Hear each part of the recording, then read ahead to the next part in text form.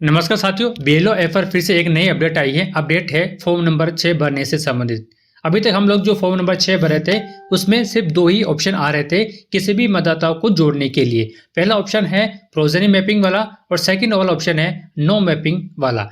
लेकिन अब इसमें तीसरा ऑप्शन भी जोड़ दिया गया है सेल्फ मैपिंग वाला। मतलब कि ऐसे मतदाता जिनका नाम 2002 या फिर 2003 में तो था लेकिन किसी कारणवश 2025 में उसका नाम नहीं है, तो ऐसे मतदाताओं को भी अब आप लोग फॉर्म नंबर 6 के जरिए उनका फॉर्म भर सकते हैं और उनको जोड़ सकते हैं। तो आज की इस वीडियो में आपको यही बताने वाला हूं कि किस प्रकार से आप लोग सही तरीके से फॉर्म नंबर 6 भर सकते हैं और सेल्फ मैपिंग वाले ऑप्शन को आप लोग किस प्रकार से यूज कर सकते हैं। इससे पहले यदि आप लोग मेरे चैनल पर पहली बार आए तो मेरे चैनल को सब्सक्राइब कीजिएगा ताकि बीएलओ ऐप से संबंधित आगे आने वाले जो भी ऑनलाइन अपडेट होती है उसकी जानकारी सबसे पहले अब तक पहुंचती रहे। साथ ही वीडियो को हाइप भी कर लीजिएगा। तो सबसे पहले आप लोग अपनी बीएलओ ऐप को अपडेट कर लीजिएगा। अपडेट करने के बाद हम लोग फॉर्म वाले ऑप्शन पे क्लिक कर यहाँ पर हम लोग फॉर्म नंबर 6 पे क्लिक करते हैं।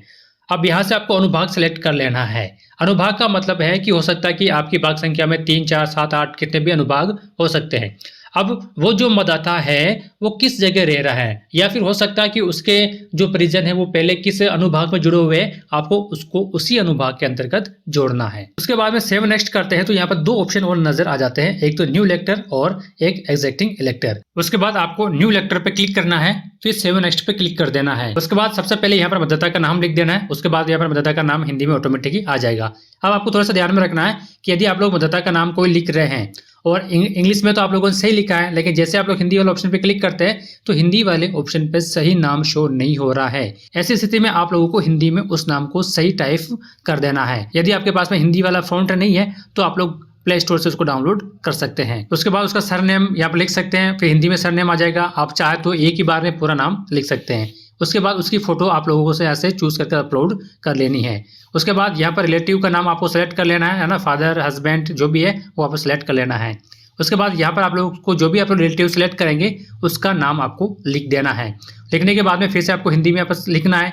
अब फिर से वही समस्या हो सकती है कि जो आप लोग अंग्रेजी में नाम तो सही टाइप कर रहे हैं लेकिन हिंदी में सही नहीं आ रहा है, तो ऐसी स्थिति में आप लोग यहाँ से हिंदी वाला जो कीपैड होता है उसको ओपन कर आपको सही नाम यहाँ पे टाइप कर लेना है। उसके बाद उसको मोबाइल नंबर लिख देना है। उसके बाद में ईमेल आईडी, यदि ईमेल आईडी उपलब्ध है तो ठीक है, नहीं तो उसको आप लोग खाली भी छोड़ सकते हैं। उसके बाद आधार नंबर है, यदि आधार नंबर पर आधार पे क्लिक करना है और यहाँ पर आधार नंबर फिल कर देना है। उसके बाद यहाँ से आपको जेंडर सेलेक्ट कर लेना है। उसके बाद यहाँ से आपको डेट ऑफ बर्थ सेलेक्ट कर लेनी है। अब डेट ऑफ बर्थ में यहाँ पर देखिए 1 अक्टूबर 2008 से पहले का जिनका जन्म हो रखा है उन सभी के आप लोग फॉर्म भर सकते हैं। अब जो आप लोगों ने ऊपर डेट ऑफ बर्थ सेलेक्ट करी है उससे संबंधित आपको एक डॉक्यूमेंट अपलोड करना होगा। तो यहाँ पर सेलेक्ट डॉक्यूमेंट हम लोग क्लिक करते हैं तो यहाँ पर देखिए birth certificate, Aadhaar card, PAN card, driving licence, कक्षा 10 की मार्कशीट, 12 की मार्कशीट या फिर इंडियन पासपोर्ट, कोई सा भी एक डॉक्यूमेंट आप लोग यहाँ से लगा सकते हैं। यहाँ से मैं आधार कार्ड सेलेक्ट कर लेता हूँ और उस आधार कार्ड की आपको चूज फाइल पे क्लिक कर उसकी फोटो भी यहाँ पर अपलोड कर लेनी है। उसके बाद में सेव नेक्स्ट पर क्लिक करना है। उसके बाद में आप लोगों को उस मतदाता का एड्रेस लिखना है। अब एड्रेस आपको सही ढंग से लिखना है। अब आपको क्या करना है, उस जिस भी मतदाता को आप लोग जोड़ रहे हैं उस मतदाता के रिलेशन वाले आपकी भाग संख्या में पहले से जुड़े हुए होंगे, तो उनकी कौन सी मकान संख्या लिखी हुई है वही मकान संख्या आप लोगों को फर्स्ट वाले कॉलम में लिखनी है। अगर आप लोगों ने नई मकान संख्या दे दी है उसको तो वो मतदाता उसके परिवार के साथ में नहीं जुड़ेगा। तो यहाँ पर आपको थोड़ा विशेष रूप से ध्यान में रखना है। उसके बाद में यहाँ पर आप लोगों को मोहल्ले का नाम लिख लेना है। उसके बाद यहाँ पर गांव का नाम लिख लीजिएगा, पोस्ट ऑफिस का नाम लिख लेना है, पिन कोड नंबर डाल देनी है, तहसील आप लोगों को यहाँ पर फिल कर देनी है। उसके बाद में यहाँ पर डिस्ट्रिक्ट भी सिलेक्ट कर लेनी है। अब यहाँ से आपको एड्रेस प्रूफ के लिए एक डॉक्यूमेंट सेलेक्ट करना होगा। सिलेक्ट डॉक्यूमेंट पे आप लोग क्लिक करेंगे तो आप लोग बिजली का जो बिल है या फिर वाटर कनेक्शन है, गैस कनेक्शन है, आधार कार्ड है ना, बैंक की पासबुक है, इंडियन पासपोर्ट है और यदि कोई भूमि का पट्टा है तो वो भी आप लोग यहाँ पर लगा सकते हैं। तो जैसे यहाँ पर मैं आधार कार्ड सेलेक्ट कर लेता हूँ। अब आपको जो भी आपको डॉक्यूमेंट उपलब्ध करवा रहा है उसकी चूज फाइल पे आपको क्लिक कर उसकी फोटो यहाँ पर अपलोड करनी है। उसके बाद में अगला ऑप्शन आता है डिसेबिलिटी का। यदि उस मतदाता में किसी भी प्रकार की डिसेबिलिटी है यानी कि विकलांग है तो वहां से आपको सिलेक्ट करना है। उसके बाद यहाँ पे कितना परसेंटेज की डिसेबिलिटी है वो भी आपको यहाँ पर टाइप कर देनी है। यदि वो सर्टिफिकेट उपलब्ध कराता है तो आपको यस पे क्लिक कर देना है और यदि उपलब्ध नहीं कराता है तो आपको नो पे क्लिक कर देना है। यदि उपलब्ध करवा रहा है आपको यस पे क्लिक करेंगे तो उसका डॉक्यूमेंट भी आप लोगों को अपलोड करना होगा। तो फिलहाल मेरी स्थिति में ऐसा कुछ नहीं है तो उसको यहाँ से मैं बंद कर देता हूँ। उसके बाद में सेव नेक्स्ट पर क्लिक करना है। उसके बाद में जिस मतदाता का नाम आप लोग जोड़ रहे हैं यदि उसके रिलेशन वाले पहले से ही आपकी भाग संख्या के अंदर मौजूद हैं तो उसका आपको यहाँ पर नाम लिख सकते हैं। उसके बाद में यहाँ पर रिलेशन टाइप सेलेक्ट करना है, फादर, मदर, हस्बैंड और वाइफ, और उसके बाद में उसके एपिक नंबर आपको लिखना है। यदि है तो ठीक है आप लोग लिख सकते हैं, नहीं तो इस ऑप्शन को आप लोग खाली भी छोड़ सकते हैं। तो फिलहाल यहाँ से मैं इस ऑप्शन को खाली छोड़ रहा हूँ। उसके बाद में यहाँ पर मैं सेव नेक्स्ट पे क्लिक करता हूँ। अब यहाँ पर उसके पे आपको पिता का नाम लिख देना है। एपिक नंबर है तो आप एपिक नंबर से भी सर्च कर सकते हैं, एपिक नंबर नहीं है तो आप लोग उसके पिता का नाम यहाँ पर लिख देना है। इसी तरह से माता का नाम लिख देना है। उसके जो स्पॉन्स है या पति है तो पति पत्नी का नाम आप लोग यहाँ पर लिख सकते हैं। मेन इंपोर्टेंट बात यहाँ पर मैं आपको बता रहा था, देखिए इलेक्टेड इन 2002, तो यहाँ पर पहले 2 ऑप्शन ही आ रहे थे, अब तीसरा ऑप्शन भी आ चुका है, वाज इलेक्टर द ईयर इन 2002, यानी कि ऐसे बताता जिनका नाम 2002 या फिर 2003 में तो था लेकिन अब 2025 में नहीं है। तो अगर आपके पास में भी ऐसे मतदाता हैं तो आपको ये वाला ऑप्शन सेलेक्ट करना है। अब उसके बाद में यहाँ पर 2 प्रकार के ऑप्शन हो जाते हैं, ऐड सेल्फ डिटेल और ऐड रिलेटिव डिटेल। तो सबसे पहले आपको ऐड सेल्फ डिटेल वाला ऑप्शन पे क्लिक करना है। अब 2002 में कौन सी भाग संख्या में उसका नाम था, जैसे कि हम लोग गणना प्रपत्र भर रहे थे, ऑनलाइन कर रहे थे, तो सेम टू सेम यहाँ से आपको सिलेक्ट कर लेना है और सर्च डिटेल पर क्लिक करना है। तो यहाँ पर मैंने उस मतदाता की डिटेल यहाँ पर फिल कर दी है। अब उसके बाद में एक नीचे ऑप्शन हो रहा है ऐड रिलेटिव डिटेल, आपको इस पे क्लिक करना है और यदि मान लीजिए 2002 या फिर 2003 में उसके रिश्तेदार किसी का नाम है तो वो भी आप लोग यहाँ से सर्च कर सकते हैं। अगर आपको नहीं करना है तो उसको आप लोग खाली भी छोड़ सकते हैं। तो फिलहाल इसको यहाँ से मैं खाली छोड़ देता हूँ। अब उसके बाद में है प्लीज अपलोड बीएलओ सिग्नेचर।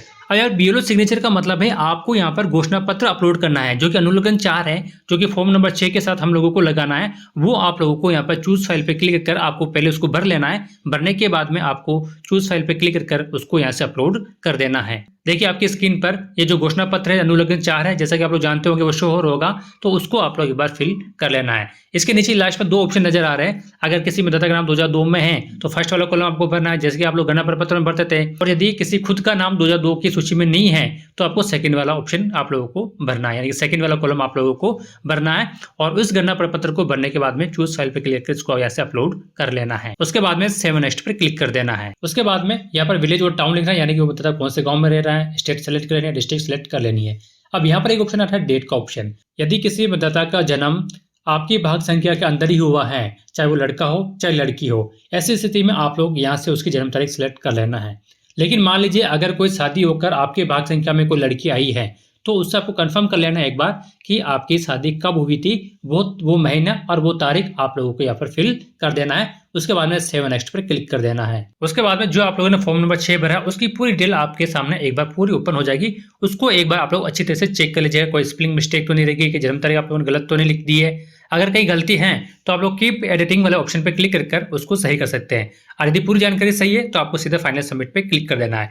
आप लोग देखिए यहाँ पे एक एपिक का ऑप्शन भी दिख रहा है। यदि आप लोग इस एपिक वाले ऑप्शन पे क्लिक करते हैं तो भी उस मतदाता का जो पहचान पत्र किस प्रकार से बनकर आएगा उसकी भी डिटेल आपके स्क्रीन पे शो हो जाएगी। इसको भी आप लोग एक बार चेक कर सकते हैं। अगर ये पूरी जानकारी सही है तो आप लोगों को नीचे यहाँ पर सबमिट पे क्लिक कर देना है। जैसे आप लोग सबमिट पे क्लिक करेंगे तो उसका जो रेफरेंस नंबर है वो रेफरेंस नंबर आपके सामने शो हो जाएगा। उस रेफरेंस नंबर को आप लोग अपने रजिस्टर में रिकॉर्ड के लिए लिख लीजिएगा। तो साथियों इस प्रकार से आप लोग फॉर्म नंबर 6 भर सकते हैं। यदि वीडियो अच्छी लगी तो लाइक कीजिएगा, अपने बीएलओ साथी के साथ इसको जरूर शेयर कीजिएगा, और यदि चैनल पर पहली बार आए तो चैनल को सब्सक्राइब कर लीजिएगा ताकि बीएलओ ऐप से संबंधित आगे आने वाले जो भी ऑनलाइन ऑफलाइन अपडेट है उसकी जानकारी सबसे पहले आप तक पहुंचती रहे।